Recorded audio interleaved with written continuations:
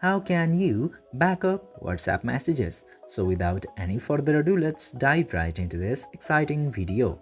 Now, in order to back up the WhatsApp messages, you just simply have to open your WhatsApp application, and after that tap to these three dots into the top right corner.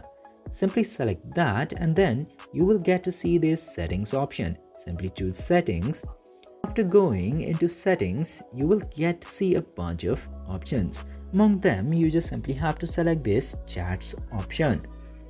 Now, after going into the chats, you will get this option of chat backup. Just simply select chat backup, and after that, you will get this button to backup.